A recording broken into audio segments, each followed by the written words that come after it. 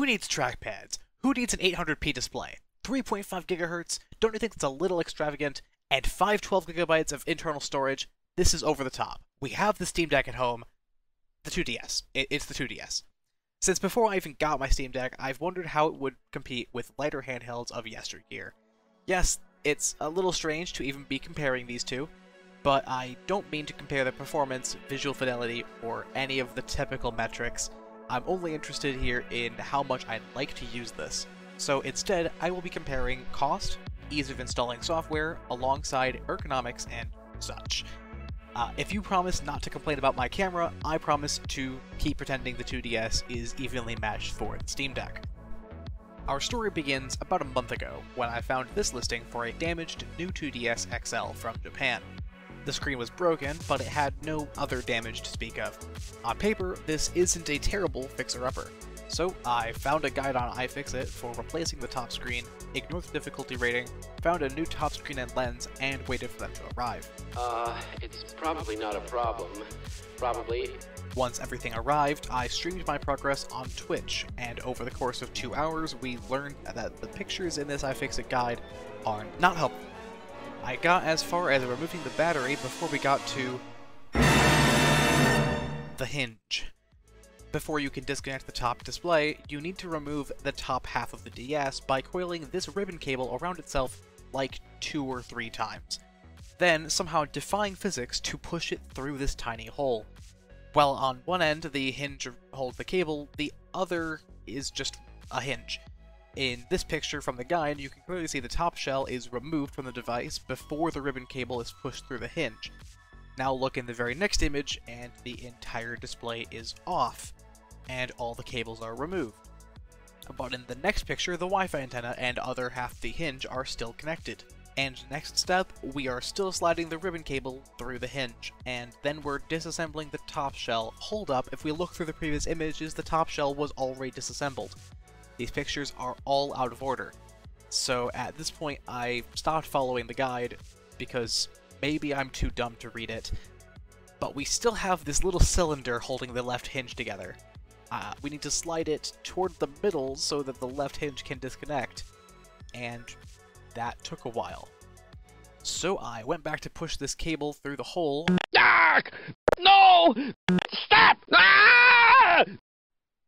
Now, I know that looks bad, but we're not keeping this cable. The new display comes with a new cable, so we can pretend like I totally meant to rip that ribbon cable.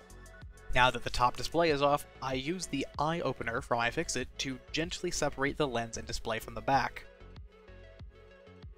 I may have forgotten to take off the back middle section which had screws under it. It's fine, the adhesive is more than strong enough to hold the display, and I'm not worried about it. What I was worried about was getting this new cable back through the hole. That was easy. Then we just reassembled the device, I installed a new battery and began screwing it all together. Then I open it up and the hinge isn't hinging.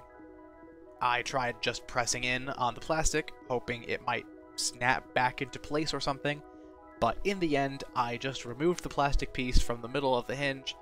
It doesn't appear to be structural or strictly necessary, so now we just screw it back together and press the power button. Oh. You might recall that in the eBay listing, the bottom screen was working, and the 2DS was able to turn on and everything. But not now. Something was wrong, and it just didn't turn on. It's always a great feeling when you work on something and now it is less functional than when you got it. So I decided to open it back up and try pressing the power button again, and I heard a popping sound. That sounds bad, but upon research, it turns out that this is just a diagnostic to tell us that something is not connected right. So we just have to go through all the connectors and find the one that is not plugged in right, and look at that, one of them is indeed a little crooked, so I reconnected it, and it's all working! In the span of over 2 hours, we made this 2DS like new again. Well, almost. It looks like my application of the screen to the lens wasn't amazing. There's this spot at the top edge where something is wrong with it. Honestly, I don't know what this is, and I don't feel like going through the whole ordeal to get the top screen off again, so it's going to stay like this. Now, there is another issue. I don't speak Japanese, and more importantly, I can't read it. As it turns out, 2DS models from Japan are locked to Japanese. You cannot change the UI to any other language unless you install North American firmware. Luckily for me, the 2DS and the entire DS lineup have been very thoroughly hacked by the community. But before I can install any other firmware, I need to hack my system. These days, the go-to method for hacking a 2DS is to use this website to do something. I don't have a clue how this exploit works, but it's supposed to get your DS to read modified firmware off your SD card. But it wasn't working for me. Like I said before, I can't read Japanese, and I had to put all of the messages through Google Translate, so all I really knew was I was getting some kind of error message. Eventually, we figured out that there is a web filter pre-installed on all Japanese 2DS systems. But that's no big deal, we just need to prove to Nintendo that we're mature adults who can handle hacking sites by sending Nintendo 30 cents with a credit card. This part really stumped me. It's getting late and I didn't see a mention of a web filter on the hacking guide, so I dropped a message in the 3DS hacking Discord and went to bed. I love nerds on the internet. They know everything. I started up my stream a few days later, and I used this alternative guide to hack my 2DS. Then we installed the North American firmware, and before long the menus were in English. And more importantly, we had all the tools to install Homebrew, including a few games from my childhood. When I was in 3rd grade, I think, I had a DSi, a lot like the DS Lite, but without the GBA cartridge slot and with an internet connection. It also had a proper operating system with apps, including Flipnote Studio, which was my gateway to video production. I also had this Brain Age Express game, and my mom would sometimes borrow my DS to play Sudoku. I also had Clubhouse Classic card games, basically all the free games that were bundled with the console. Fun fact, this was my first T-rated game. How old is the 3rd grader? 9? Yeah, that's a teenager, sure. By the way, since the 2DS uses the same CPU architecture as the Game Boy Advance, this system can actually play any ROM for the GBA or DS natively, no emulation. So naturally, I installed a bunch of ROMs that I found, mostly games I remember playing as a kid, Lego Rock Band, Mario Kart DS, Super Mario 64 DS. Also, the DS had a virtual console with a ton of other games, so that's a surprisingly large library.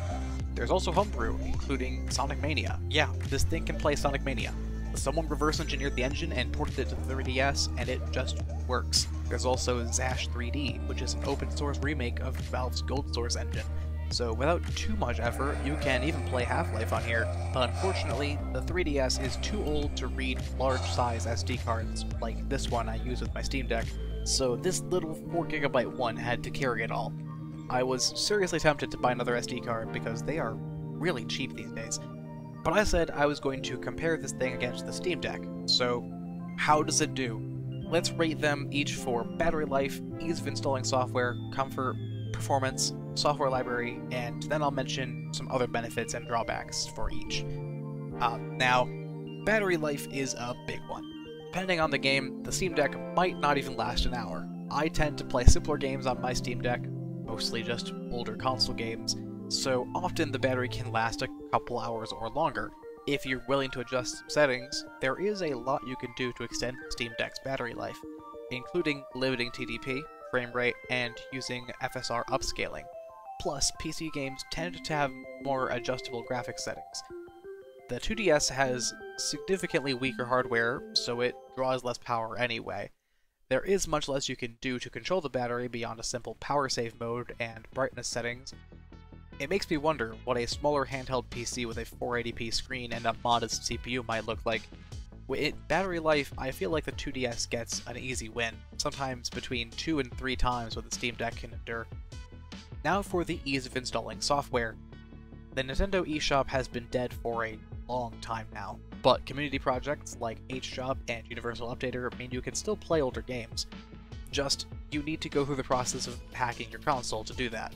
Steam Deck has Steam out of the box, with plenty of games both free and paid.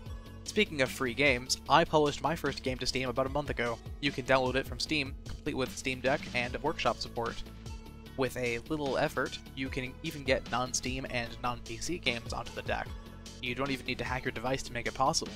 Installing most of my games on deck was a painless experience, so I have to give it the win in this category. If it wasn't already obvious, this is going to be very subjective, but in terms of comfort, it's a question of weight and how good the controls feel. The 2DS is much lighter than the deck, I can't imagine why. In terms of controls, it might depend on what you're playing. Maybe I'm just bad, but I'm not too thrilled by playing FPS-style games on a controller. That's why my Steam Deck hasn't replaced my PC for lots of those games. Once you're limited to a 2DS library, most games I tried control very nicely. My only bad experience was Half-Life, an FPS, but it's not a 2DS game anyway, so I can't really blame it.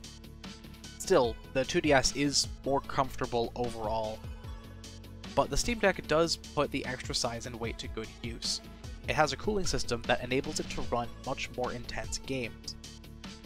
Meanwhile, the 2DS playing 90s PC games is an authentic experience, to say the least. In terms of performance, both systems seem to have enough for their own libraries, but it's easy to push both to their limit. Still, the Steam Deck can play almost everything the 3DS can, and then some. There are some games I'd rather play on a 3DS though, instead of emulating them. Actually, that's most of the 2DS library. Meanwhile, the Steam Deck is a proper PC that I can use for work. You can easily extend it to multiple displays, connect whatever peripherals you might want. It is a PC after all. So what's the answer? Which is better? For me, it's a question of which games you wish to play and whether you'll have space for the larger Steam Deck. It's subjective and it's contextual. But I'm completely serious when I say that I want someone to make a dual-screen handheld in this size again.